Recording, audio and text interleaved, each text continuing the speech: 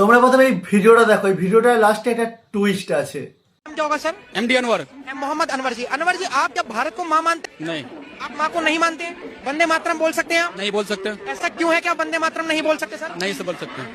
वंदे मातरम का पहले मैं नहीं बता दूं। अब वंदे मातरम का मतलब होता है कि मातृभूमि को नमन करना, उसी वंदे मातरम। इसको पहले इसका मेनू पूरा बताओ कि जो वंदे मातरम बोलते हैं उसको बताओ कि पहले मातरम होता क्या है। सालू जनगण मनगढ़ नेशनल एंथम की वंदे मातरम है। नहीं नहीं, ये तो धार्मिक है ना ये। अच्छा, वंदे मातरम धार्मिक है। तो और क्या है वो?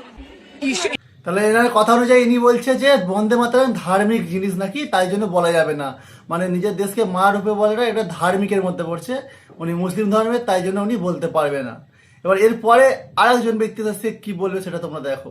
ईश्वर अल्लाह तेरे नाम सबको दे सन्मति भगवान, ये मंदिरों से तो बजा, ये मस्जिद से बजवा के दिखाओ एक बार। अजान मंदिर में हो सकती है? अजान मंदिर में हो सकती है? हाँ बिल्कुल हो जाएगी, बिल्कुल करा दूंगा। तुम कराओगे, तुम हनुमान चालीसा पढ़वाओगे। मैं अपनी माँ से पैदा नहीं हूँ, मैंने अजान मंदिर से ना दिलवा दी।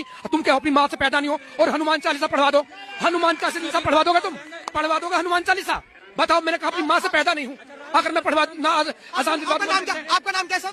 इमरोज आलम। তাহলে এখানে দেখতে পেলে যে যারা ফার্স্টে বলছিল যে বন্দে মাতরম সে বলতে পারবে না কারণ সে মুসলিম, বন্দে মাতরম একটা হিন্দু ধর্মের কথা, ভক্তি চলে আসবে, তাই দেশকে তারা মা হিসাবে বলতে পারবে না। লাস্টে যে লোকটা এসে বলছিল, প্রথমে ভেবেছিল যে সবাই যে সে একজন হিন্দু ব্যক্তি, না, সেও একজন মুসলিম ব্যক্তি। এটা আসল মুসলিম, ভারতীয় মুসলিম। তাই সে মন থেকে ভারতকে মা হিসাবে দেখছে, ভারত মাতা কি জয় বলছে। আর ভারত মাতা কি জয় বললেই সেটা ধর্মীয় হয়ে যাবে এরকমটা নয়। আমরা যেমন মায়ের পেট থেকে জন্ম নিই বলি, তাই আমরা তাকে মা বলি।